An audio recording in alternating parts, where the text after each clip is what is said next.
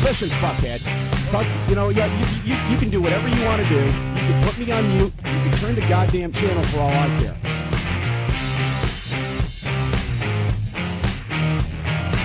What the fuck are you doing? And you're listening to us now. So obviously you hit the fucking mute switch tonight, asshole. Ladies and gentlemen, it is now time for the Royal Grumble. I am your host, Graeme, and since we're talking about the Money in the Bank this weekend, to my right, we have climbing the ladder of success. It is Dan. All right. And to my left, dangling from the ceiling like a giant bollock, it's Daryl. Hi, mate, you alright? How are you doing? I'm gonna fucking murder you while you sleep. At least wait until I sleep then, that's fine. Save it all for the best man speech. Oh, interesting. I hope you take a note of each one of these and you mention it in the... They're all online. You can get them anytime you want. I don't listen to this shit. News. WWE announced the roster for the Cruiserweight Classic this week. Yeah. So I'm going to go through all the participants because, I just wrote the list down, so that's easier than actually doing work. Okay. So I just copied it off of a nondescript website. Loads of pain. Yeah, definitely loads of pain. Yeah, WrestleZone. I mean, I thought about PW Insider, but then I remember that that destroyed 3 of my computers from 1994, so I thought I'll just... Yeah, it was that site with all the ads that damaged it. Yeah. Yeah. It was, yeah. Have you ever been on PW Insider? It's like one giant pop-up. Yeah, it's just getting barraged and it's awful. It's horrific. Anyway, the participants, give me some kind of feedback on these guys. First one, Kota Ibushi. Yay! Yeah, it's pretty good. I like Kota Ibushi. I'm excited about Kota Ibushi. I don't know if I've seen him. I recognise his name, so he'll be alright. I actually bought tickets, it'd probably be about 5 or 6 years ago now, to go and see a show with Kota Ibushi, and it got cancelled. It was they were going to do a round-robin tournament in Portsmouth, I think. It was an A merchandise show, Mark Sloan and all his company. And there was going to be Kota Ibushi, Claudio Castagnoli, obviously now Cesaro, and I think the third one was Zack Sabre Jr. Oh, that would have been pretty good. Or was it Kota Ibushi, Zack Sabre Jr. and Doug Williams maybe that were good? Anyway, Cesaro was going to be on the show as well, but the way it worked out, they didn't do the round robin. They did a normal tournament format. It was Claudio Castagnoli against Joel Redman, Doug Williams against Zack Sabre Jr., and then they both went to the final and Zack Sabre Jr. won. Just because that was the time at which everyone was sort of diving on the Zack Sabre Jr. bandwagon and going, oh, we made him, even though none of them did. I'll carry on. Yeah. Grand Metallic. Now, you might know more about this than me. Neither of you do. No. I can see a blank. Grand Metallic is a new name for Mascara Dorada. Okay, yeah. So he's quite a famous guy in Mexico, isn't he? Yeah, he's a name I recognise. I believe he left whichever company he worked for not long ago. Wasn't he in the first season of Lucha Underground as well? I can't remember. He might have been. I watched 3 episodes of that. So I think he was. Possibly. Daryl, I know you're going to know this one, so don't worry. I've actually got one for you here. Tajiri. I fucking love Tajiri. I fucking love Tajiri as well. I'm delighted to see Tajiri back. If only because he's going to be in the same building as William Regal again. Oh yeah, I'd not even thought about that. That would be pretty interesting. If they're doing any sort of storylines in between these, I'd actually quite like to see some interaction between them. Or if William Regal's like, I just got my little mate here from 2001. Yeah, stop touching the teapot. Come on, Tajiri, in you go. I was watching a thing the other day. I don't remember if I mentioned this when we were doing our recap show from DDP. I watched Stone Cold Steve Austin walk into William Regal's dressing room and say, I need some serious consultation with someone who'll understand me. And William Regal's like, well, you'll always have me. He's like, no, I mean Tajiri. Zack Sabre Jr. Yay. You've seen Zack Sabre Jr.? Have I? Yeah, probably. At least once. I know who he is. It's not like the other guys you mentioned, but I don't know if I've actually seen him wrestle a match live. Oh, really? Yeah. Right, okay. You should watch some of his stuff because he is. See, I've heard he's good, but he don't wear knee pads, does he? No. No, because I'm big on wrestler fashion, and why are you wearing kick pads but not knee pads? He's got a cool entrance jacket. Yeah, it's a shiny entrance jacket, isn't it? Yeah. It's a bit BMP though, isn't it? I know it's more like 70s World of Sport Is technical guy, which kind of he is. So it fits him. All right, I'll well. let him off then.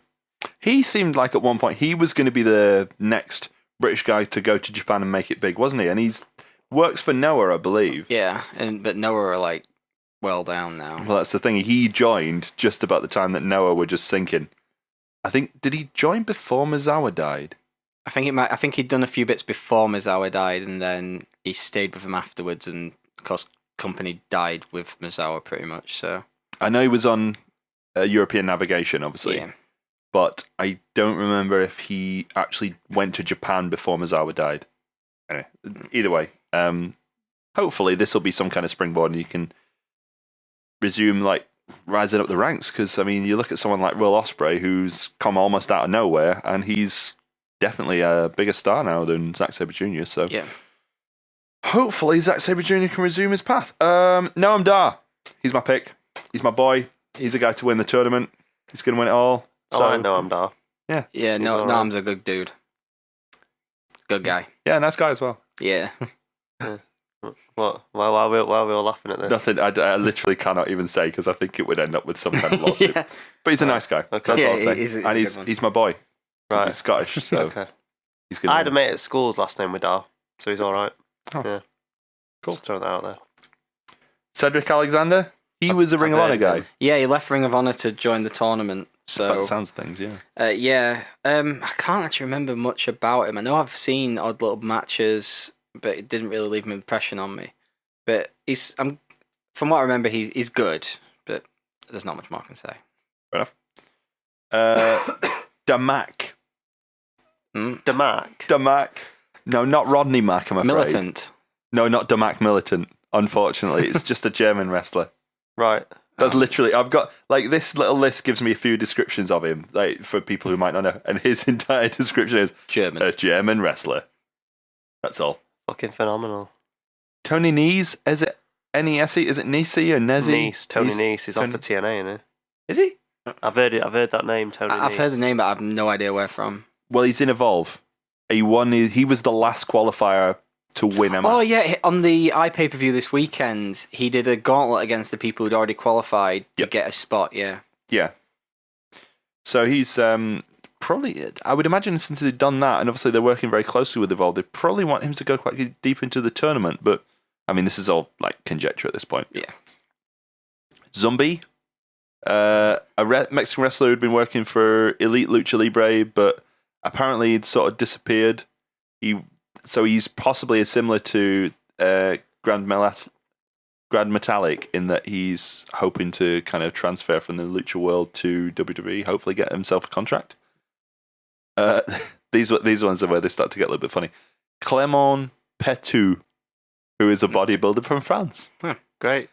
Fabian Eichner, a bodybuilder from Italy. Oh, here we go. Now, no, they're not all bodybuilders, I'm afraid. Harv and Gurv Sira. Now, I'm really sorry if I said that wrong. These are the Bollywood Boys tag team from British Columbia, which I think is in Canada. Yeah. Yep, and they're half of the GFW tag team champions. They're the GFW tag team champions. So the tag team are entering the Cruiserweight tournament together? Or are they... No, they're entering separately, but Right, they're both part of the tournament. And Okay. they'll definitely fight at some point. Oh, yeah, inevitably. But the interesting thing to me was that they're the GFW tag team champions. Yeah, I think the NXT is going to join the force. I think like they're going to ring up Jeff's Cash for gold and get some gold bars. We're taking over, said Jeff. I'd love to see Jeff Jarrett back in WWE. Do you know what? As a side note, it'd be brilliant. It would never happen ever, but it'd be amazing. I think this room probably has Jeff Jarrett's 3 biggest fans. I've still got my Jeff Jarrett WCW shirt. What's your favourite somewhere. era of Jeff Jarrett? WCW Slapnuts era. Did you not like the one when it was like either when he was just as he was singing and then he was feuding with the real Double J Jesse James, or did you not like it when he came back as part of the NWA and he was the North American Heavyweight Champion? Those were alright, but They're my 2 favourite eras of Jeff Jarrett, to be honest. WCW champion Jeff Jarrett was awesome. Anyway. 4 letters, double J, double M-A. That's all. Genuinely, pretty great. probably the best thing TNA have ever done. Rich Swann. Now, Rich Swann, he was a guy who was pretty famous on the Indies, wasn't he? Yeah, he's with NXT now. Yeah, right. He was announced even though he's injured, but apparently he might have healed up. So Okay. he's announced for the tournament. Whether he actually participates, no one's really sure. Brian Kendrick, Spanky. Oh yeah, He'll be good, isn't it? he's wrestled a few NXT shows, hasn't he? Like, Yeah. a while back. Yeah. Well, he did. Or did he Did do he just one? do one? Maybe he Maybe did two. He had the match against Finn Balor. I remember that one because it went really long. It was about the time that Rhino came back as well, because they were like making a big deal of the tapings that, holy hell, why are these guys even turning up? And obviously He trained Eva Marie so she's passable as a wrestler now. showed her how to do the sliced bread number 2. Yeah, which she's not allowed to do anymore, apparently. Really? Apparently so. That's pretty funny. Akira Tozawa. Now, this guy is one of the top stars in Dragon Gate. I've seen Akira Tozawa a few times. Did you go to the Dragon Gate shows in Coventry, Daryl? I believe I've been to a Dragon Gate show with you. I've been to 2 Dragon Gate shows with you. So I believe I've. You will have seen him Yeah. then, I would expect. Yeah, I've Dan, seen I reckon Tozawa you'll have before, seen a yeah, bit yeah. of him as well. He was the guy. It's probably hard to describe, but he probably would be the guy with the most personality from the show, I reckon. Okay, I'm literally googling him as we speak. He had because- he certainly had dyed bleach blonde hair and I think a goatee. He's the guy who did the gesture where he was like that all the time to the fans. Oh, I know. Yeah, I remember him. Remember yeah, him? bleach blonde hair. Yeah, this Yeah. guy. Yeah. It's really good. Kind of like a fuck you gesture for anyone listening. Hey? You did a gesture and said like that. Oh yeah. Sorry. Well, no, I was showing him, not the listener. The listeners know because the listeners are big Tozawa fans, obviously. So It's pretty good. I might have his autograph actually. I do actually. I went through my stuff the other day. I've got a whole range of Dragon Gate guys' autographs. Yeah, because I think they gave them away for free for people that got ripped off by 1PW. Oh, did they? How come you got them then? I don't owe you money. Jack Gallagher, he's a British wrestler. He's been very popular up in GPW, up in like Wigan area. Very technically sound. I think I don't know if I'm mistaking him with someone here. He's the other guy's really pale. Yeah. Yeah. So the thing with Jack Gallagher, he used to be Jack Toxic. Just for like a long time ago in this tag team, and back then I just didn't see anything good in him. And then he changed up his gimmick and became Jack Gallagher, and he was fucking phenomenal. Like, he's quite similar to Zack Sabre Jr. in his style, very technical based, lots of submissions, like wrenching people about and stuff. He's another good one. He probably won't get as far as some of the other British guys, but it's really good to see him in that tournament. Yeah, I'm really pleased for him. Like, it seems to be a launching pad for a few of these guys. Now, you're not do these two next. Johnny Gargano and Tommaso Ciampa. Yep. Obviously, they're both working in NXT now. They're on that sort of contract, similar to what Rhino was doing, where they're working indies, but they're also working NXT. Possibly, they may be... Have we established whether they're just running down dates and they're intended to sign on, or are they... Not 100%, to be honest. It's weird, because Johnny Gargano is still a big point of the Evolve shows, so it's hard to tell with them, but they do seem to be a focal point of NXT at times. Do you happen to know if they're working for Ring of Honor anymore? No, they don't work for Ring of Honor at all. Probably they're signed then, aren't they? Yeah, they wouldn't be allowed to be on NXT if they were signed to Ring of Honor because of the contracts. Yeah. You'll enjoy this one, Dal. Ho Ho Lin. Ho Ho Lin? Ho Ho Lin. Who the fuck's Ho Ho Lin? A small wrestler from Hong Kong. Is that all it says? A small wrestler from Hong Kong? A small wrestler from Hong Kong. Does it give you Ho Ho Lin's height? No, just says small. I'll let you Google Ho Ho Lin whilst I talk I'm about doing that now. TJ Perkins. TJ Perkins is the guy who, when he was in TNA originally, he was Puma. Not to be confused with Ricochet, who's Prince Puma. And he worked a couple of World X Cups. I think he may even have had a couple of X Division matches somewhere around the line. Then he took on the Suicide gimmick, which I think they renamed it to Manic, didn't they? Yeah. Because eventually at some point someone must have seen that gimmick and gone, does anyone fancy actually selling some stuff with this guy on? Because... Yeah, so they released a wrestling figure of Suicide, but couldn't call it Suicide, and couldn't print the word Suicide on its attire. Why was that, Daryl? Not because Suicide's a bit inappropriate to sell to that's children. because it's utterly inappropriate to... So on the figure box, he just had his little logo where the name should be. Like a Batman logo, but with Suicide's little face. Yeah, do you remember he got created from a TNA game? Yeah. So the game manufacturers made the character, called it Suicide, which wasn't appropriate anyway. Yeah. And then the company just went, yeah, this is fine. Bad enough, innit? It's bad enough for a game. Yeah. But putting him in the ring. Yeah. Selling stuff with... Isn't his little gesture holding a gun to his face? Yeah. Just wildly inappropriate for a guy that I'm pretty sure they also were trying to, like, they were simultaneously trying to market as a sort of Rey Mysterio Yeah, type. but you see, I can name at least one wrestler that has shot himself in head. So there'll be others. Ludwig Borger, by the way. What are you doing? Our Finnish listeners. Well, I You bastard. Yeah, you know what? yeah, I'm not they've even gone going to... No, you're not even going to get to carry on. Anthony Bennett, who apparently is a New Jersey independent wrestler. I'd imagine that'd be what's it called? Jersey All Pro Wrestling, I would expect. Drew Gulak. Oh, if I remember correctly, he was Soldier Ant in Chikara. Really? Because I think it's Drew Gulak who's You're the probably guy. right. I will double check that one. He's described as a top independent star. I did recognise the name. It wouldn't surprise me if that's who that is. I'll just wait for... Just fail whilst... Yeah, he was Soldier Ant. There you go. From Chikara. That was like back when Chikara was sort of bigger than it is now. Oh, they still do alright. Do they, though? We've got their little niche audience. Yeah, exactly. Which Whereas they've there always was had, one point at which they threatened to maybe break a little bit into something more. Probably around the time that I think it's because they're a bit too weird to break out properly. It was probably around the time that all the Chikara guys were showing up in Ring of Honor. Remember the Race to the Top tournament? That was really good. Oh, the one where they unmasked Jigsaw? Or No. was that later? No, before? it was around that time, to be fair. But no, the race... Oh, was it? Maybe it was unmasked. Either way, the Race to the Top tournament was this tournament they did in Ring of Honor over a couple of weekends where a bunch of their talent was away in other companies. So they did a tournament over 2 weekends with the likes of Mike Quackenbush and Jigsaw and a couple of other Chikara guys. Hala Wicked was in it. Yeah. And Claudio Castagnoli, who's now Cesaro, won the tournament and got to go on and face the world champion for something. But it was a really fun tournament. Like, even I enjoyed it, and I didn't really watch Ring of Honor at the time. It was a good laugh. Don't think this guy was in it, though. Tyson Dux. He was a member of Team Canada for one of the World X Cups when I don't know if everyone else in Team Canada was injured or one of them was just too fat to be in the X Cup. They're like, oh, don't put him in the X Cup. Just find a random Canadian person. I've never heard of this guy. Well, I remember him from TNA anyway. Lindsay Dorado. He was definitely in Chikara, wasn't he? Yeah, he was the guy who got a major concussion in the ring and had seizures in the ring. That's what I remember from him. But why are you smiling? That's the thing I remember. Oh my god, that's sinister. You're terrifying.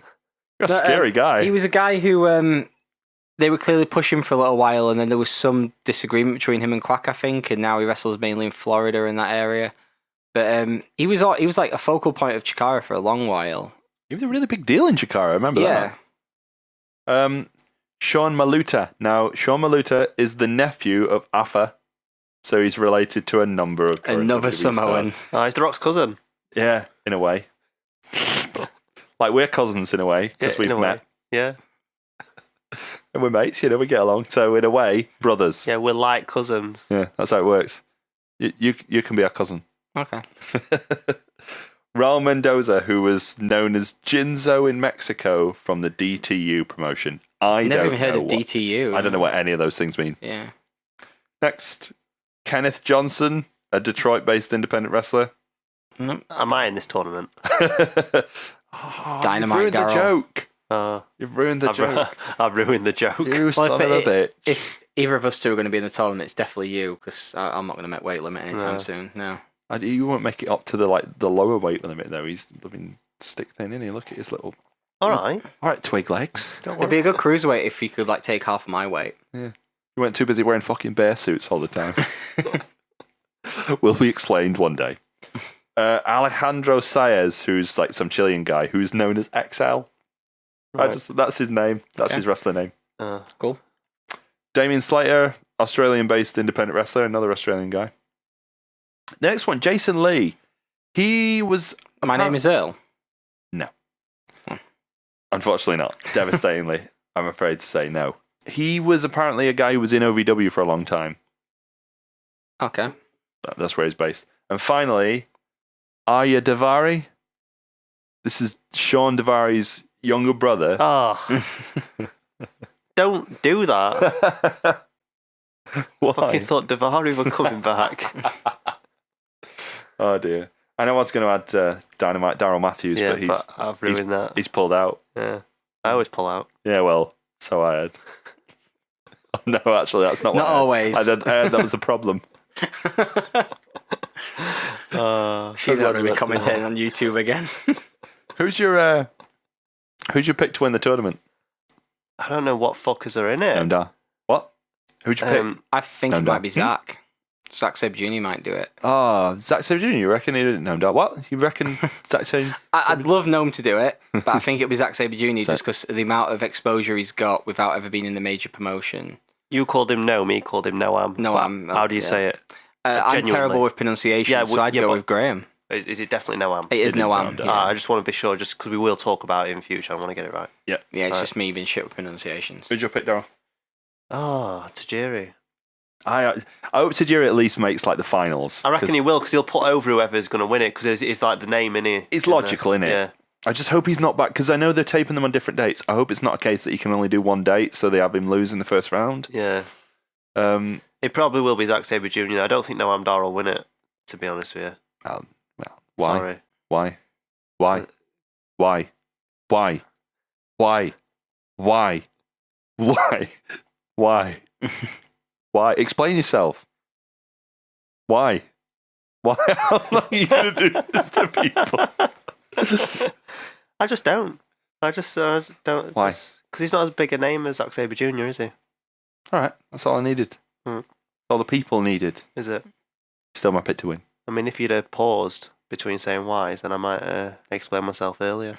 Sorry about that. All right. Don't let it happen again. Excellent. Right, moving on. There's rumours on news sites, Oh, fuck. so they're definitely true. But this I'm okay with it, because even though it's probably utter bollocks, I enjoy seeing the reactions from you two about it. Okay. That they might be trying to increase SmackDown to 3 hours. Oh, fuck's sake. To be honest, I'm going to watch the first few weeks and I'll probably grow bored of it and I won't watch it. So if they do move it to 3 hours, it won't actually have a huge effect on me. It'll just be kind of annoying. I think you'd be more likely to grow bored of one or the other. Do you know what I mean? It's not. Yeah. I don't think it's nailed on that you'll get bored of SmackDown. I think it's nailed on that you'll get bored of either Raw or SmackDown. Knowing me, it'll be both. Well, you don't watch Raw anyway. Yeah, because I grew bored of it. Yeah. Rad. So you'll just be watching SmackDown and then eventually you get bored of that. Yeah, I will give Raw And another eventually chance get when the bored of draft the WWE happens. Network. And Okay. I'll watch the draft and everything and then watch it for a few weeks, but then, real life will probably take over. Okay. I say real life, I just mean playing Fallout. Thoughts, Daryl? Well, we don't really need it to be 3 hours, do we? Well, funny you should say that, because there's also rumours. Apparently, Jerry Lawler's going around conventions telling everybody that both Raw and SmackDown are going to do pay-per-views every month. Jerry Lawler's said and done a lot of things in his career that we shouldn't really talk we'll stop about. you right there. Wait. Yep. No, I'd quite. What things has he said and done in his career? And he married the cat. Yeah, he married the cat and yeah. he quit when she got fired and, Had that feud with ECW. yeah, and Had a heart Yeah. attack. Yeah. didn't like being called the Burger King. Had a heart attack at the side of the ring. Let's not forget that. It definitely wasn't for all the energy drinks that were getting him to drink because they were sponsored by them. No. No, to be fair, it definitely wasn't, because he didn't drink them. Jerry Lawler's like a real None of them do. life Jon Snow, isn't he, in a way? Is he? Yeah, he got resurrected, didn't he? Did he? Yeah. Okay, well, And they filmed it. So. It wasn't by magic though. no, exactly. Were it not? Vince McMahon, if he could have done, he'd have had the Boogeyman Yeah, but Vince stood McMahon next knows. to him. Vince McMahon knows God. So Yeah, he even gave him theme music. yeah, God put him over. yeah, exactly. Funkers on a roll. Yeah, Vince would have had the Boogeyman stood next to Jerry Lawler, and then out of shot they're defibbing him, and then it cuts back to Boogeyman doing something over him until eventually he wakes back up. Yeah. That'd have been a great angle. How upset do you think? Yeah, if it'd been JR, that's definitely what they'd have done. You know that. You know that for a fact. If JR had a heart attack at ringside, he'd have been like, As he wakes up saying what's happened, stuff worms in his mouth. he'd be like, "Oh, we're really sorry about what happened." 2 weeks later, funny JR, here he comes. Oh no, he's dead. Oh no, he's Undertaker's alive just again. stood behind him. And then Cage shits on his head. While Michael Cole laughs and laughs and laughs. I don't think they're going to do 2 pay-per-views.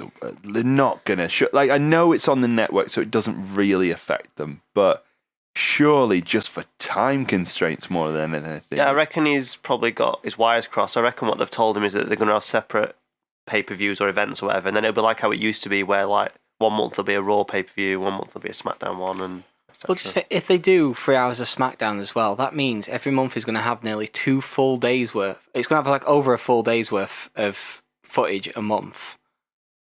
It's how many hours is that? So it's going to be 9 hours. I'll tell you 2 exactly weeks. how many hours. It's too many. That's exactly the number. That's the actual number. It's just too many for anybody, really. So, any more for any more? Any more news? Anybody got anything else to add? Were we not going to talk about Matt Hardy's tweet? Oh, that's right. Yes, we were. So, Slammiversary was on Sunday. I made a tweet, by the way. Did anyone notice out of the Royal Grumble Twitter account? I made a tweet because I couldn't sleep very well on Sunday night. I didn't watch Yeah, I Slammiversary. saw this. Yeah. I said no one on our Twitter stream was talking about Slammiversary. Literally 0 people. We have a lot of wrestling fans on Twitter. Yeah. Right? No one on any of the Twitter spheres, whether it was my personal Twitter or the Royal Grumble Pod Twitter, Royal Grumble Pod at Twitter, was talking about Slammiversary at all. So I made a tweet pointing out that point. I didn't notice that because Okay. I don't follow us. But someone did tweet about Slammiversary, which I saw through some third-party news sources, which was Matt Hardy. Matt Hardy wanted everyone to know. At Matt Hardy brand. At Matt Hardy brand, exactly. Now, Broken Matt Hardy. yeah, I think that's his actual name on Twitter at the moment, isn't it? Yep. Look, I should preface this by saying that Slammiversary took place on the same day as the horrific shooting in Orlando, and we are in absolutely no way making fun of that, okay? Because there's nothing funny about that, and there's no fun to be found about it. However, Matt Hardy apparently didn't really seem to grasp the seriousness of the incident. Because, do you actually have the tweet loaded up, Dan? I will find it. Because I feel like we have to quote him. I'm guessing that he won't have deleted it either because He probably won't. He's not that self-aware. He genuinely isn't that self-aware, is he? I want people to hear what he tweeted, right? Because I want them to know what Matt Hardy is like. Okay, here we go. So, there's a few tweets now, because he tried to justify it afterwards. The first tweet, I'm in Orlando where a horrific shooting took place. My condolences to all. Let me entertain you with my handling of Brother Nero tonight. Fucking ridiculous. Escapism was his next thing, just the one word. How can someone be so... How can you fail to be self-aware in that situation? You just don't tweet it. He tried to explain it later, saying fans at hotel were sad about the Orlando tragedy and said they were looking forward to Slammiversary to find happiness and escapism. I want them to. The Orlando tragedy was devastatingly horrific and sad. My thoughts are with the victims and their families. Don't misinterpret my words. And then he starts having to go at people like they're the ones in the wrong. Like they're the ones who are taking it wrong that he's promoting a show he's doing that night by saying, oh, this is really sad, but don't worry, cheer yourself up and come and watch this. What the fuck is that? Yeah, just for the listeners that don't understand how Twitter works, if you search the word Orlando, it doesn't have to have a hashtag, you'll find all the tweets that say Orlando in them. Yep.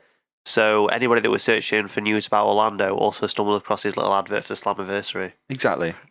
Didn't he hashtag it as well? I don't think he did. He did. No, I just looked. He didn't. All right, okay, well, that's not quite as bad. But he's still a fucking cunt. Exactly. What a fucking shocker. It was just a silly thing to do. I understand his motives behind it a little bit, but at the same time, it was a stupid thing to do. I don't know if I can decide if that's worse or not, that I genuinely don't believe... Like, I don't believe this is him being malicious. I don't believe this is him doing something... No, he's not Val fucking Venus, that fucking cunt. Oh, Jesus. Oh, we're going there. Of course we're going there. That's as far as I'm going about it. Like that fucking cunt. Yeah, but you can't honey dick them all. You can't be like, oh, I'm gonna show you my penis, but not put it in. Right? He said a bunch of shit about how people should. It's ironic how people wait for the police to show up with their guns. Fuck off, you fucking prick. Oh, what a cunt. That'll do. Right, yeah, right. That'll do. That's yeah. Splendid. Yeah. Anyway. Anyway, the upshot of this is we're not going to talk about Slammiversary because, well, actually, let's put it this way. Because none of us fucking watched it. Yeah, exactly. Have you seen it, Daryl? Have a fuck, mate. No. Do you know what I was doing? Shaving my pubes. I was picking my arse hairs, personally. Oh, yeah. What you in done? tribute to the German coach. Eh? Anyway, Oh yeah. The Joachim Low scratched his balls and sniffed his hands. Oh yeah. That actually happened on telly. He's Germany's coach, isn't he? Yes. So what wrestler could represent Germany in the Euros, do you think? I don't know, Daryl. Is there some kind of video that we could watch to find out? I think if you search for one on YouTube, Maybe look on the Royal Grumble. Yeah, look on our YouTube YouTube channel. page. You might find a video, and it tells you which wrestler could represent Germany. Is it just that one? Or No, is it... there's 9 others, so there's 10 different wrestlers that can represent 10 different nations. Well, that's 10 different pieces of information. We're just spoiling you there. Yeah. Get on there. Get onto youtube.com and search for the Royal Grumble. I know we don't have a URL yet, so don't worry. Or you can find the link on our Weebly page. With that, Raw was stupid this week. Not all of it. There were 2 decent bits as far as I'm aware, but I didn't watch the whole thing. But I want to point out the entirely ridiculous storyline that they ran on Raw, because about an hour, maybe a couple of hours into the show, they had an angle where Kevin Owens was saying, "Oh, Alberto Del Rio's only just turned up 20 minutes ago," and then Alberto Del Rio walks in. He's like, "Oh, Kevin Owens held me up in the airport," which was sort of ruined by the fact that at the start of the show they had a very moving tribute to the Orlando shooting, in which the entire roster was present. Now I know that they'll be like, "Oh, that's not part of the entertainment," and they're right to some extent, but calm the fuck on. He stood right there. Daryl. Yeah, it's a bit He stood right there. ridiculous, isn't it? It was a bit stupid. Like, just rewrite it. If that's what you've written, and then that happens and you want to pay tribute to it, great. Rewrite the bloody show. It's not that hard. You just change it to go, "Oh, Alberto Del Rio hasn't come out of his locker." And then he's like, "Oh, comes out of his locker room. You locked me in my locker room." "Oh, no, I didn't." "Oh, look, I thought of that just now." Yeah, that was good. Yeah, cheers, thanks. Send that to Vince. He might hire you. they're looking for writers. Are they looking for writers? Yeah, apparently so. Yeah. I wonder if Max Landis has thought about applying yet. Fucking. Lex Luthor from the new Superman film. The John Cena AJ Styles contract signing was really good. I enjoyed that because they had this setup where he had 2 contracts on the table, and Cena offered AJ Styles the choice. He could either sign one with AJ Styles accompanied by the band. Not the band. The band. Fucking the band. The band are back together. The club. Shows you how shit a name it is, though, doesn't it? Because that's what it makes me think of, is just shit knockoff names of good groups. So it showed you AJ Styles accompanied by the club, or you could choose to go for Cena versus AJ Styles unaccompanied, straight one-on-one match. And after some deliberation, Styles signed the straight one-on-one match contract. They kept talking about, the only issue I had with this segment was they kept talking about it like they'd been the best for 15 years. But 15 years ago, John Cena hadn't even debuted in WWE and AJ Styles hadn't even gone to TNA. What year was it 15 years ago? 2001. He made his WrestleMania debut 11 and a bit years ago. So, have we just had 31 or 32? 32. Oh, so it was 12 years ago then. Well, he was at 19, weren't he? WrestleMania 19. Yeah, but he was on the pre-show, yeah. And then he beat Big Show for US title at 20. Basically, the way he said it was, and I know it's a minor complaint, but he was like, "This is the match that 15 years ago everyone wanted to see." It's not really. It's the match that everyone 10 years ago could have said they wanted to see. Yeah, but I don't think they did. I always wanted to see it. Did you really? Yeah, genuinely. I would have always been interested. Were you in not this ever match. a part of seen as a bit shit? No, not really. Did you not have that phase? No, but I had like the complete opposite phase, like because everyone was being a dick about, "Oh, seeing this shit. I was like, "Well, no, he's fucking mint, and I'll show you why." Because I had it up until he had a good match with Great Khali, and I was like, if you can make me enjoy a Great Khali match, you're all right. I always quite liked him. Well, actually, that's a lie. I liked him as being a rapper. Yeah. Then once he stopped that, I didn't like him again until he had a good match with Great Khali. Makes sense. There was something else I was going to say about Raw. Must have been really. Was it that the fucking Make Darren Young Great Again segments are really, really dog shit? Like, really dog shit, to the point that they filmed him separately because blatantly they're not flying Bob Backlund out anywhere, and they've just gone to his house and set a green screen up and gone, "Right, stand in front of this, say these words." I liked the first one, but I thought it was going to lead to something, and it just isn't, is it? No. It's like Golden Truth all over again. Oh God. And I'll tell you what it's fucking like. It's like them fucking Primo and Epico bollocks. Oh, they're still on, aren't they? Yeah. So they went to Puerto Rico or they went to some hot country and filmed actual vignettes. Then they debuted them on Raw. They had one match and then they went, actually, we're going to put you in front of a green screen and you just film some more. And that's it. I really like that they're called the Shining Stars and their finisher is called the Shining Star. It's literally like they ran out of names, isn't it? It is. All right, what we call them? Shining Stars. Okay, what we're going to call the finisher? Ring. What's that? Got an idea for the finisher name? What's that? Shining Star. Brilliant. Done. Next. I think the whole thing's been brought up by manatees, hasn't it? If you get the South Park reference with Family Guy, it's just manatees and just grabbing random names. And just grabbing the same ball over and over. Yeah, they just took the same one twice, and it's just all bullshit. Like, it's Primo and Epico, for fuck's sake. Who cares? Just who fucking cares about them? Any other thoughts about Raw, Daryl? Maybe, like, Primo's dad cares. Yeah, but does he? He's probably like... Where he conspired to kill a man, didn't he? Holy shit. Do you know what? I don't want any more of your thoughts, Daryl. Do you not? No. We're going to talk about some Money in the Bank matches after this. Money! Money, money, money, money! Money, money, money, money, money, money!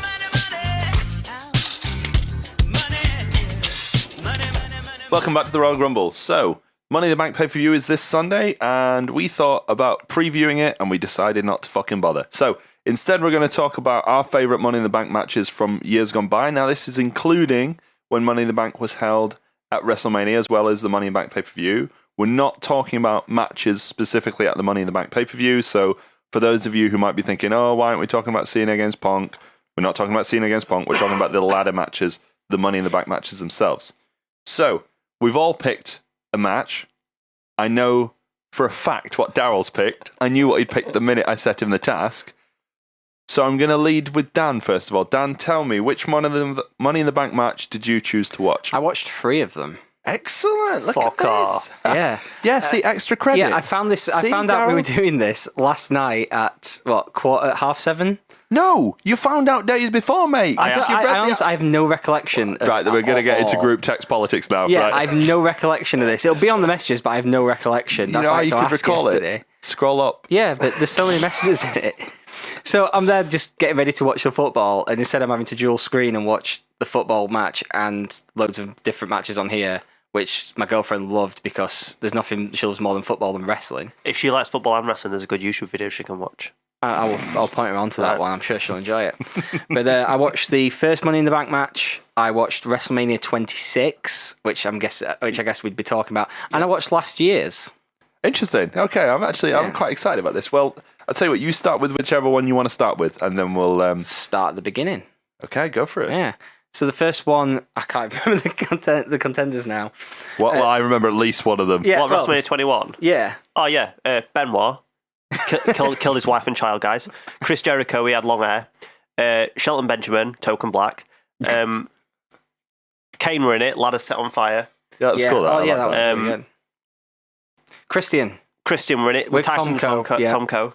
And there must have been another one. Fucking Edge won it, you spastics. Edge, yeah. Yeah, I've got the thing in front of me now. So yeah, the first one was that wasn't the whole idea was Partridge quote, by the way. I'm not that guy. I'm all right, me. So yeah, the whole match came about because Chris Jericho proposed it to Eric Bischoff. Yeah. So then Jericho was the first person put into it, and then did they have qualifiers for this one? I don't know. I don't think they did. No, in this one they just went straight to it. In the book, in one of Jericho's books, he says he actually did come up with the idea himself. That's Jericho. I know it is, but like, yeah, and they always credit him with it though. Like, like pretty much every match he's in, they always say Jericho's the innovator of this match. Whereas I think they'd just sweep that under rug if they'd probably quietly drop that if it wasn't true. They'd probably be like, because if it was someone like Pat Patterson who'd had the actual idea, they'd probably credit him with it in later years. But they always do bring it back to the fact that Jericho was the one with the idea, and he does mention in the book about. He didn't have the exact idea. He had, I think he said, any of us gets a title shot at the next show or something, but it's in a ladder match format. There's something like that. he had the nucleus of the idea, and they took it and made it the briefcase with the. I don't think he had the idea for the briefcase, but he had the idea for the contracted match. Yeah. And that they could name it anytime, any place. Yeah. So the first match, it lays the complete groundwork for how the matches are done now. Apart from you had a bunch of guys in there, and then Shelton Benjamin and Christian, who could ideally win it and go on and do bigger things. So it was used as completely as a launching pad. And then also it was the match at WrestleMania, kind of how they do the Intercontinental title match now, where it was like this match is literally just spot. Like 2 guys in the ring, spot, 2 guys ring, spot, and it's just this over and over. But then there's some really cool ones like Shelton Benjamin running up the ladder that's positioned like on the side, running up that to hit one of the guys off the top, and there's loads of really cool, innovative spots for the time in it, and you can see why it's become such a staple of the WWE's calendar now. And also, like, there's some really good like selling in the match though as well. Like, as much as people don't like talking about Chris Benoit, there's a whole thing where he has his arm like bashed in by Kane. So then later on in the match, he's struggling to climb the ladder because he can't use his arm. And he's struggling to do spots and eventually has to will his way up to eventually do a diving headbutt off Kane that busts his nose open and busts his head open as well. But yeah, like there's actually a little bit of psychology in the match, and then Edge coming in at the end and winning it, which set up his like rise to the top, really. This match was really important for setting the tone of a lot of things when WWE goes forward, because it provided us with the first Money in the Bank, obviously, and that goes without saying, which has now become so popular that it's created its own pay-per-view as well as loads of copycats in different indie promotions. I think every indie fed has got its own version of Money in the Bank. They've all had at least one, haven't they? Yeah. Obviously, TNA had their... Fired. TNA couldn't even copy it right, could they? Oh. They couldn't even copy it properly. You know, it's better than one briefcase. 4 briefcases. And in one of them, people get sacked, and they're all on poles. Didn't one of them have to wear a turkey suit? No, that was the turkey bowl. Oh. You're mixing up. You're mixing up your shit TNA gimmicks. Stop getting TNA wrong. It isn't hard to get TNA wrong, but I think there's an argument to be made that without this match, Shelton Benjamin probably gets released a lot earlier. Yeah, Shelton Benjamin was fucking brilliant in this match. Some of the stuff he pulls out in it is awesome. I know Kofi Kingston pretty much took his spot in future years, but Racist. Yeah, well, as Daryl put it, token black guy, which is really terrible, but somewhat true though in this match. Yeah, it's completely true. It's a little uncomfortable. But yeah, like, Shelton Benjamin has loads of amazing moments, and it became kind of his match for the next few years. Yeah, it sets the tone for a lot of things because it gives Jericho that excuse to keep claiming about, I invented the match, it was my idea, this, then the other. It innovated the multi-man ladder match, which obviously had been done before, but this was something different. It was singles competitors. It was competing for something that really everyone wanted to attain in the Money in the Bank briefcase. It sets up Edge as the ultimate opportunist. And of course, it eventually provided us with the first ever cash-in, which was the one at the New Year's Revolution 2007? 2006. 2006. Yes, it was. Sorry, 2006. my apologies. Which was something completely new. We'd never even seen that before. No. And although they've repeated it a lot of times since then, the idea itself is really good. Like when they came up with the idea of having a title shot that you can have at any time, any place for 1 year, it's so simple, and yet it works so well. Yeah, I think that the first cash-in, people weren't 100% sure what it was, though, were they? Because, I don't think it was ever made totally clear that you could walk out at the end of a match and go, I'm having my title shot now. I think it was, people assumed it was, you can name your date for a title shot, or I'll have a title shot later tonight, not, I'm having it literally this second, I've got a referee. Because Vince even came out, didn't he, for that? Yeah, which I don't think's happened since. It's usually someone just runs down and cracks on with a briefcase and says, I'm having your fucking belt. He did do he did do a similar thing a few years later where he demanded someone come out to cash in. Right. The CM Punk Money in the Bank title match against John Cena, which we said we weren't going to talk about. Well, that's the closest it got, but obviously he was at the ringside for that anyway.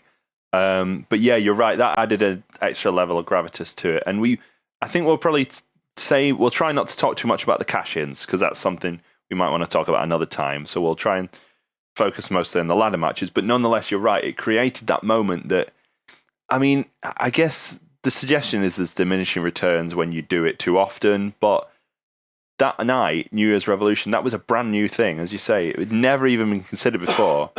The briefcase hadn't been explained that well, and I think it worked in their favour because not only did we get an amazing match out of it that a lot of people remember at WrestleMania 21 and was probably the match of the night, considering the two fairly underwhelming world title matches. You have Michael's. There is Michael's angle, but there's, you could argue horses for courses. Some people prefer that. Some people would prefer the Money in the Bank, but it set the tone for something that has become a genuine innovation in an era where WWE tend to go back to old ideas. Do you see what I'm saying? Yeah. Cool. Good. He does. You don't. No. Well, what I mean is they tend to go back to whenever they're panicking, whenever they try and struggle to come up with something, they tend to go back to something they've used in the Attitude Era or something before that. Like with Cena, it was the superhero. With Roman Reigns, they're trying to do the sort of Big Daddy Cool Diesel. Lol, that works. Yeah, that was good. Do you just say lol out loud? I always say lol out loud. You're disgusting. Yeah. But you said internet wrestling community the other week, so you can fuck off. Touche. But this is something that they've innovated within the last, just over 10 years, that whilst they do go back to it, it's something that was new. And whilst they do tend to use it again, it's at least something that's been innovated recently. I'm explaining myself. I might not explain myself very well, but I'll rescue you, mate. Let's talk about Edge. Edge didn't want to be in this match. He was done with ladder matches. It's either in his book or it's on a podcast somewhere. You fucking blame him, considering how his career ended. Yeah, but like at that point in his career, he was like they brought that match to him, and he was like, I'd rather sit out at WrestleMania. I think that might have been Jericho's book, actually, genuinely. Yeah. In the same bit that he's talking about Money in the Bank. Yeah, Edge didn't want to do it. He was like, I'm done with ladder matches. Like, I don't want to be defined as just being a ladder match guy. Could you imagine if he didn't do it? Yeah, like... Where would he be? Like, who do you actually think... I mean, they might have added a different sixth person, but say if they didn't, out of the 5, who do you think they'd have given the briefcase to out of it? Would they maybe have gone with Jericho as the first? I'm thinking so, because if you think about it, Vince hates Christian. He literally wanted to put a dot over his face so you couldn't see his face. Yeah, he did. I mean, Shelton Benjamin you can make an argument for, because he was getting a bit of a push then. He was Intercontinental Champion at the time. They're not going to put it on Kane. I mean, I know they gave him the briefcase later on, but at that point they weren't going to give him the briefcase. I mean, Benoit was a year away, like a year past the biggest win of his career, winning the title at WrestleMania 20. But then he never really got to that height again because they didn't really think his title reign went well. So yeah, but also if you think of their mindset, hindsight as well. Yeah, if you think of their mindset, they put it on Edge, who'd never won the belt before. So I reckon probably gone with Shelton. They were probably you're probably right, because they would be looking to elevate rather than, because at that time they really were looking to elevate. Yeah, that was during that brief period where they went, should probably make some people better.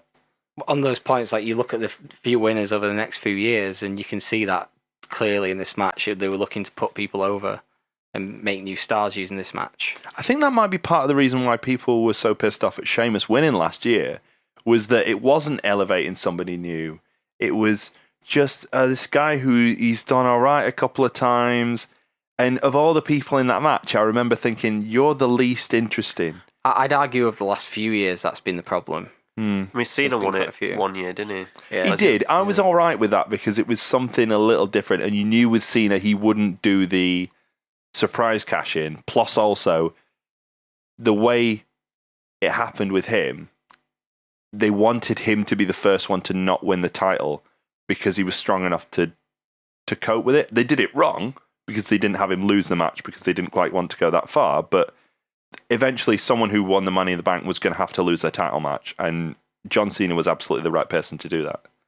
Yeah. So yeah, like in the first few years, the one after the first one, Rob Van Dam won the second one and went on to cash in the title at One Night Stand. I remember thinking, actually, after, like, for as much as no one really knew what it was the first year, I seem to remember the next few years, the winners looked like they were more obvious, even though some of them didn't quite turn out as planned, and we'll get to that. Mr. Kennedy is the next one, and he obviously didn't get to cash in. He got injured They thought he was going to be out long term, so they gave the briefcase to Edge in a match. Turned out he was only out for a few weeks. Edge cashed it in a few days later and won the title again. Just don't call a guy Kennedy. That name is cursed. Just don't call somebody Kennedy. The next 2 years were big ones because CM Punk won it in 2008 at WrestleMania 24.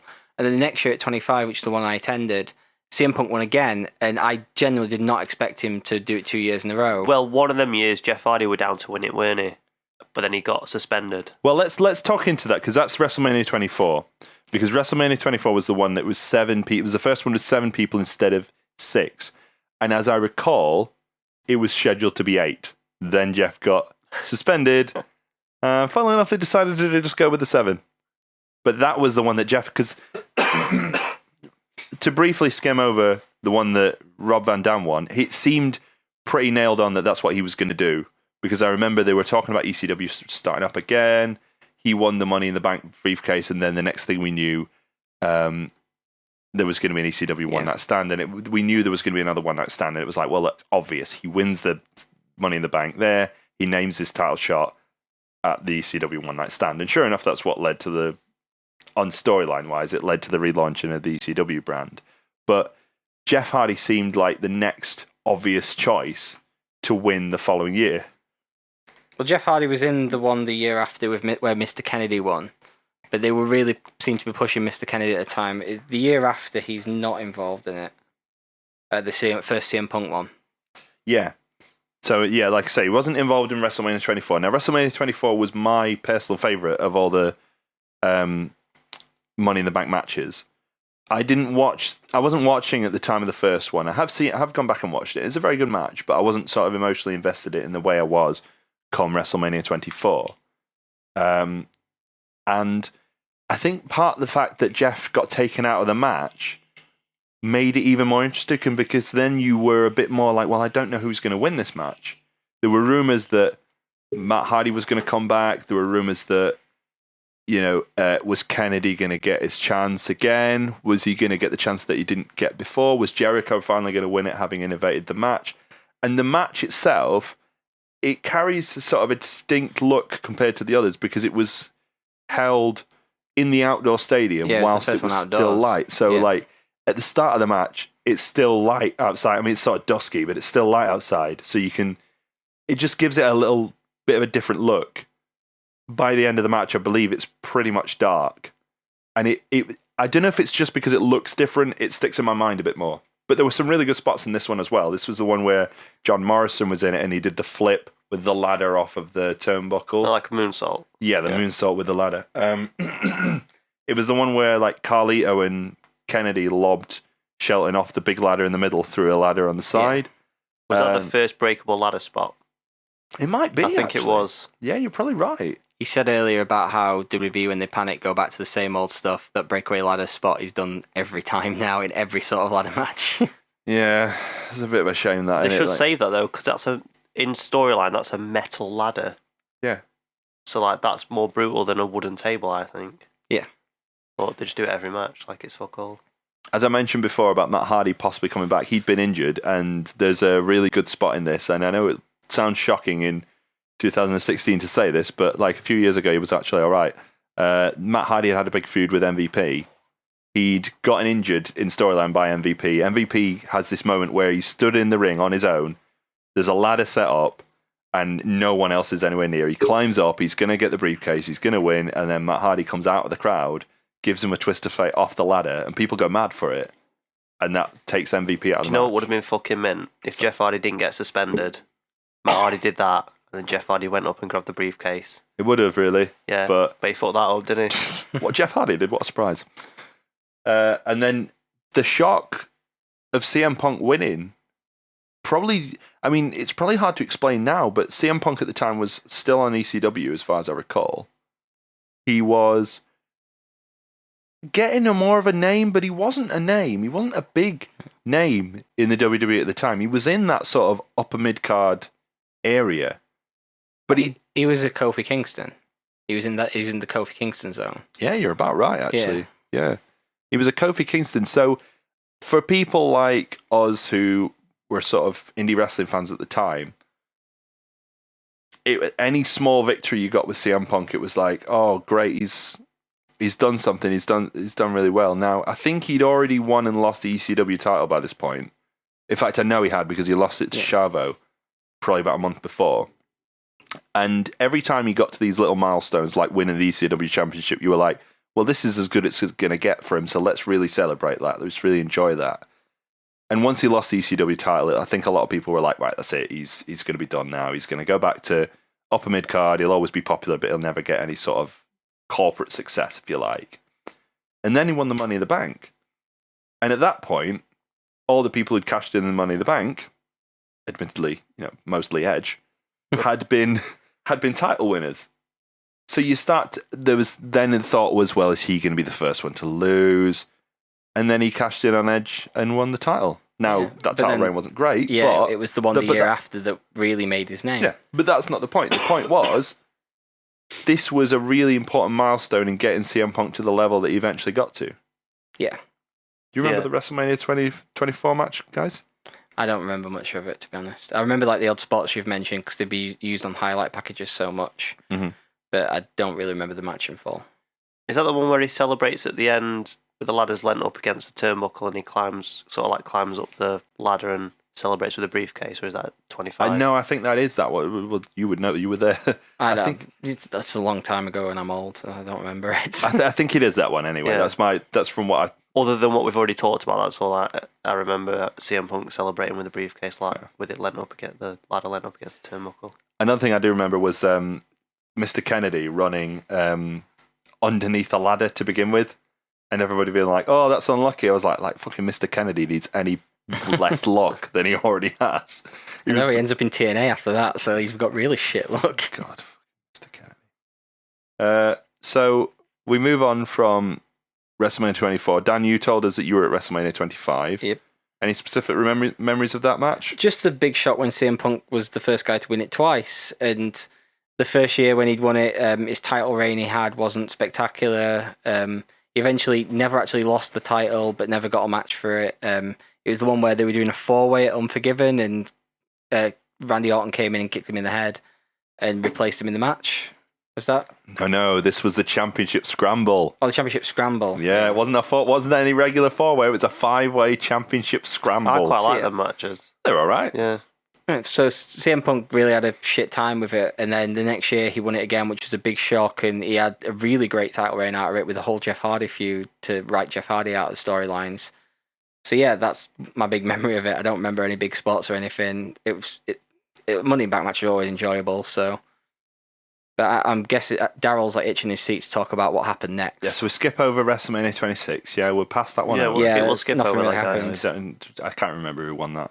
No. Oh no, I do remember who won that, because whoever it was, the figures shady to me, but I do remember them fumbling with the briefcase for about 20 minutes. It's cut from the network. I was so good.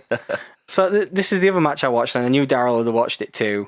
The ending of the match is cut down. There's about a minute worth of footage gone. But when we watched it live, we've talked about it before on the podcast, it felt like 10 minutes because Daryl was jumping up and down, screaming, "He's going to do it! He's going to do it!" Until eventually unhooks it. But yeah, Daryl, go on. Okay, so Kofi Kingston, Matt Hardy, Drew McIntyre, Kane, Shelton Benjamin, Evan Bourne, MVP, Christian, that fucking cunt Dolph Ziggler. None of them bastards. None of them were better than Jack Swagger on that night. None of them. It was the first ever 10-man Money in the Bank match. That's true. I not even thought about that. Yeah. When you were reeling off those names, I was like, this must be more than 8 now, surely. Fucking hell. So it was the first ever 10-man Money in the Bank. Was that the last Money in the Bank at WrestleMania? It was, as well? because later in that year they did the first Money in the Bank pay-per-view. Right, so there you go. In that year, there were 3 Money in the Bank winners because obviously Jack Swagger cashed his in that week or maybe the week after. And then... I can give you this fact. Swagger held actually for 2 days.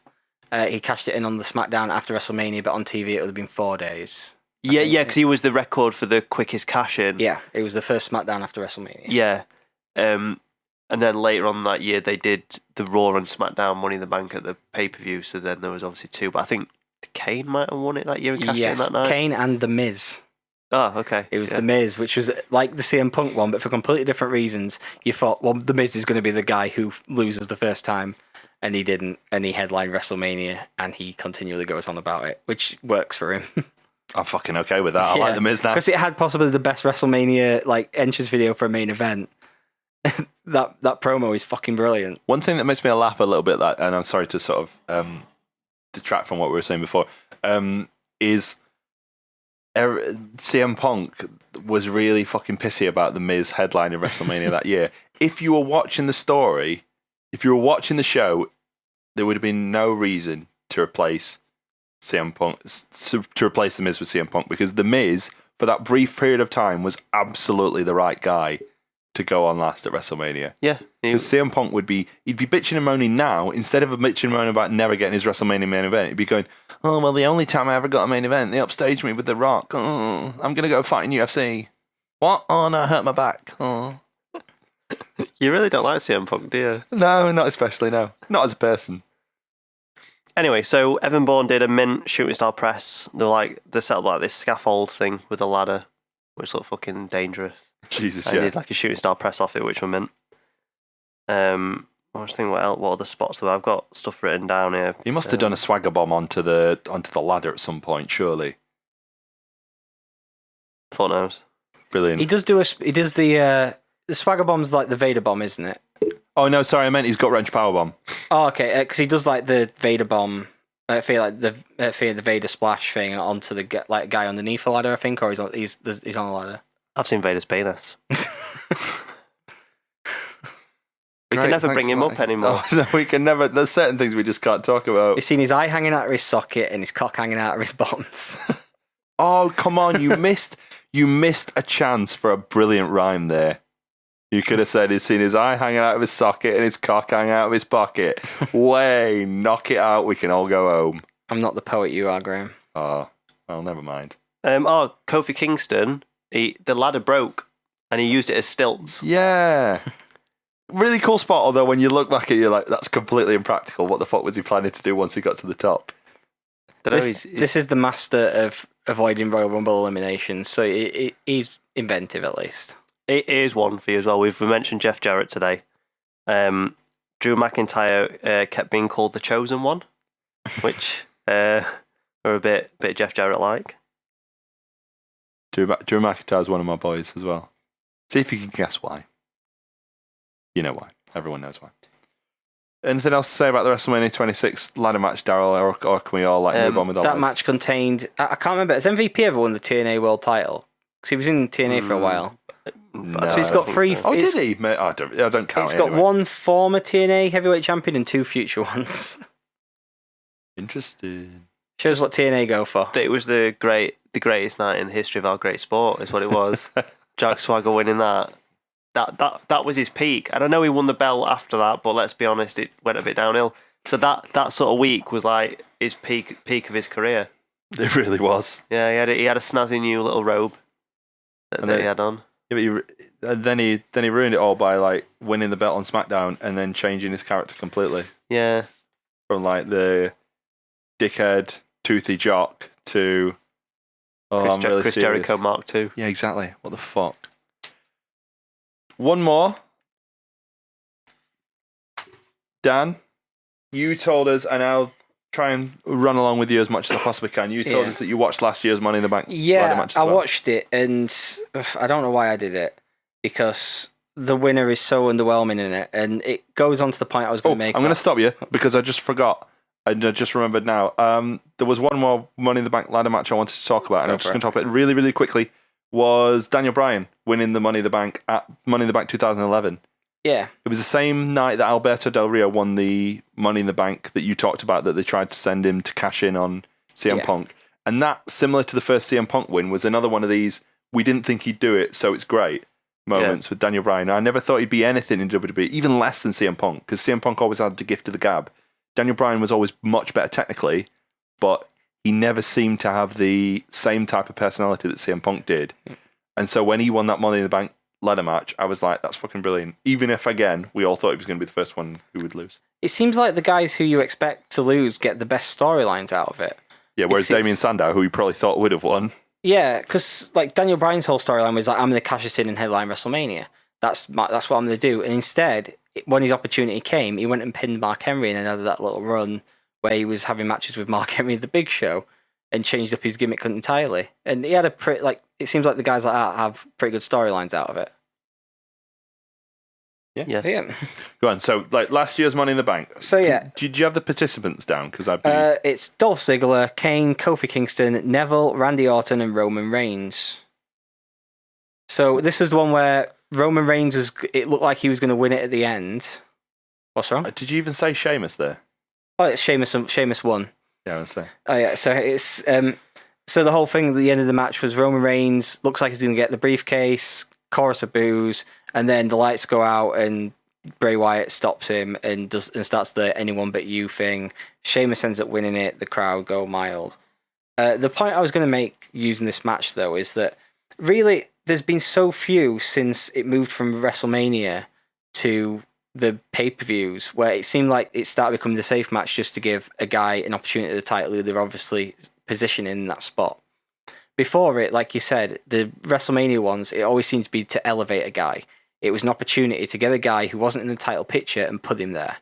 Whereas looking at the winners from the few years after that, like there's odd ones like The Miz, Daniel Bryan, Dolph Ziggler. I can't remember whether he was around much at the time. He was towards the top though. We saw him cash it in. Yeah, we did. Yeah, we forgot that, actually. Damien Sandow was getting towards there at the time. Like he seemed to be getting pushed a lot. To give you an idea, he was in a feud with Cody Rhodes. Oh, okay. So, but yeah, most of the winners, like it's the pretty obvious guy. And it's the WWE's kind of gone back on it now, where before it was for the guy to put them in the title picture and to create a new star, whereas now it's just a prop. And that's one of the problems we've talked about with like the Hell in the Cell pay-per-view and all these like gimmick pay-per-views, where the thing has just become a prop now in the matches rather than something that means something anymore. I'm saying something way too many times. But the thing is, this year, looking at the Money in the Bank match for this year, the participants are Sami Zayn, Cesaro, Chris Jericho, Dean Ambrose, Kevin Owens, and Alberto Del Rio. This year, I've got an idea who's going to win it, but otherwise, it's one of those where you don't think, you look at it and think, oh, well, anyone could actually win this match and could be elevated. well, on that exact note, one final thing before we finish the show, before we wrap the show up and I dumb hole and spiel. One name prediction. I don't want any reasons. I don't care about your reasons. Just tell me. Daryl, who wins the Money in the Bank briefcase this year? Kevin Owens. Dan? Dean Ambrose. Okay. Thanks very much, guys. Thanks for listening. Can I just give a reason you can't. quickly? No, you can't. No, I just told you. I have a very good reason. No. I have a very good reason. No. And Raw sets it up as well. I'm going to keep doing it. No. Raw sets it up. No. I'm quite interested. I don't care. No. It's my show. SummerSlam. SummerSlam is going to be the Shield in the freeway. Yeah, all right. We've already had that match, haven't we? End it now. No. Have they not done that? No, they're 4-way with Randy Orton. Oh. Yeah. It'll be those three in a freeway, and it's been set up on Raw. So RoyalGrumble.weebly.com, RoyalGrumble.podbean.com, Twitter, RoyalGrumblePod, RoyalGrumblePod@gmail.com. You can find us on iTunes. Can they find us on Facebook? Yeah, Facebook.com/RoyalGrumble. Thanks very much. See you later. Say goodbye, Daryl. Bye, Daryl. Say goodbye, Dan. Bye. No, you're not allowed to say goodbye. Bye, everybody. Catch you later. Tyrant.